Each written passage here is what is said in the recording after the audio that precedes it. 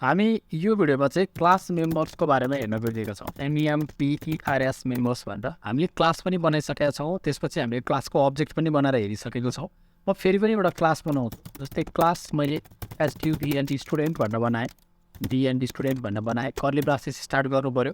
त्यसपछि मैले int ID एउटा र मैले स्ट्रिङ नेम भनेर बनाएको थिएँ। भन्दा अगाडिको भिडियो मैले यहाँ पनि सेम एज इट इज बनाएँ।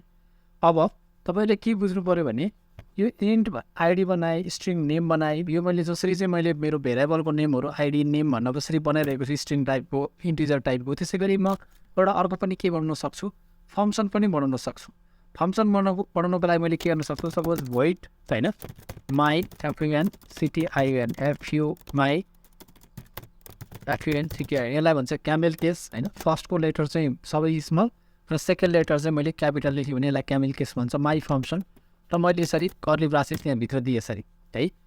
अब तपाईँले के कुरा बुझ्नु पऱ्यो भने यो आइडी भनेको यसलाई हामी के भन्छौँ, डेटा मेम्बर्स भनेर भन्छ। यो सबै चिजहरू यो क्लासभित्र ल्याएको सबै चिजहरूलाई के भन्छ, क्लास मेम्बर्स भनेर भन्छ। क्लासको सदस्यहरू भने जस्तै होइन, क्लास मेम्बर भन्छ। र स्पेसल्ली तपाईँले इन्ट आइडीलाई चाहिँ FIELD फिल्ड भनेर भन्नुहुन्छ है। FIELD फिल्ड भनेर भन्नुहुन्छ। यो नेम भनेको पनि के भयो, FIELD फिल्ड भयो। अनि यो भनेको चाहिँ के भयो, मेथड भयो है। यो तिनवटा कुराहरू चाहिँ हामीले यसरी छुट्याउन सक्छौँ। यसलाई चाहिँ क्लास मेम्बर अन्तर्गत पर्छ भनेर भन्यो। अब त्यस पछाडि त्यो कुरा बुझिसकेपछि अब तपाईँले जसरी हामीले क्लासको अब्जेक्ट बनाउँथ्यौँ, यो यसमा पनि हामी के गर्छौँ, क्लासको अब्जेक्ट बनाएर जस्तै void माई फङ्सन छ, हामीले फङ्सन पनि एउटा थप गऱ्यौँ। र यो चाहिँ मैले के गरेँ, CW लेखेर ट्याप गरेँ। अनि this is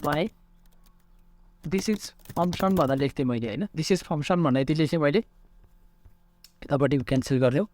this is function भनेर लेखेँ मैले होइन। अब यति लेखिसकेपछि अब यो के गर्छु म, यो क्लासभित्र यो स्टुडेन्ट भन्ने मैले के गरेको थिएँ, यहाँनिरबाट कर्ली ब्रासेस मैले दिएँ। यो कर्ली ब्रासेस किन हुनुभन्दा अगाडि म यहाँनिर मेन फङ्सन बनाउँछु। स्टार्टिङ void मेन भनेर लेखेँ मैले। स्टार्टिङ void मेन लेखिसके पछाडि स्ट्रिङ यार्जियस मैले आर्गुमेन्ट पास गरेँ। र त्यसभन्दा पछाडि म के गर्छु, यो क्लासको अब्जेक्ट सिधै सजेसन आइसकेको छ, म ट्याप गरिदिन्छु। र तपाईँले यो अब्जेक्ट बनाएको बुझ्नुभयो होला। स्टुडेन्ट भन्ने मेरो क्लास भयो, यो भनेको के भयो, रिफरेन्स भयो। र न्यू स्टुडेन्ट भनेको मेरो अब्जेक्ट भनेको यो भयो। मेरो क्लासको नाम के छ, स्टुडेन्ट छ। र न्यू स्टुडेन्ट भने के भयो, त्यो क्लासको अब्जेक्ट भयो। र मैले त्यो क्लासको अब्जेक्टलाई एक्सेस गर्नको लागि मैले के गर्न सक्छु भन्दाखेरि simple student dot ID is cost 1 भन्ने यसरी मैले राखेँ भने यो स्टुडेन्ट डट आइडीको भ्यालु मैले के गरिरहेको छु, 1 राखिरहेको छु यहाँ लगाएर। त्यसै गरी नेम पनि मैले राख्न सक्छु होइन, त्यसलाई एक्सेस गर्न पनि सक्छु।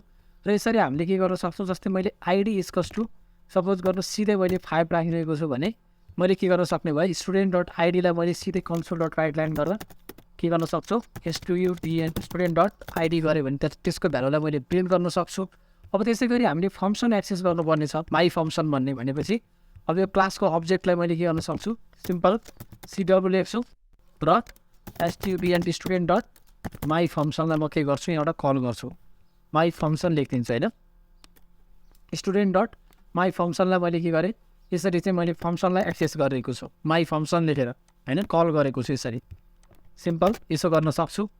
अथवा मैले सिम्पल यसरी माई फङ्सन भनेर नाम दिन सक्छु। र यसलाई मैले रन गराएँ भने यसको आउटपुट के आउँछ, पहिला यसको आउटपुटलाई हेर्नु होला।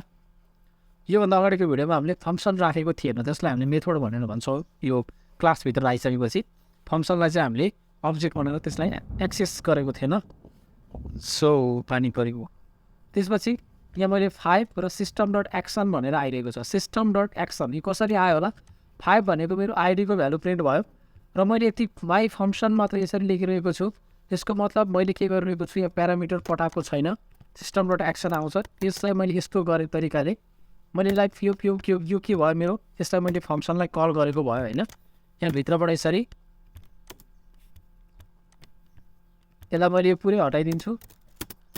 र मैले के गर्छु भन्दाखेरि मेरो अब्जेक्टको नाम के हो, स्टुडेन्ट डट माई फङ्सन मैले कल गरेँ यसरी। यो तरिकाबाट कल गरेँ मैले होइन।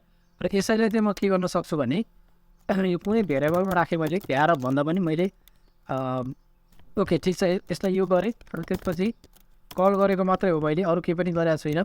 सिम्पल फङ्सन कल गरेँ, अरू मैले केही पनि गर्नु परेन। र मैले दिस इज फङ्सन भनेर यसको आउटपुट दिइसकेको छु किनभने अघि मैले के गरिरहेको थिएँ कन्सोलभित्र ल्याएर प्रिन्ट गर्न खोजिरहेको थिएँ भने यहाँ त केही पनि रिटर्न भएको हुँदैन नि त त्यही भएर चाहिँ माई फङ्सनमा केही रिटर्न नभएको सिस्टम डट एक्सन आएको यसरी कल गऱ्यो भने यहाँभित्रको फङ्सन पनि के हुन्छ एक्जिक्युसन हुन्छ सो केही कन्फ्युजन भयो भने तपाईँले कमेन्ट सेक्सनमा कमेन्ट राख्नु होला म त्यसको रिप्लाई दिनेछु धन्यवाद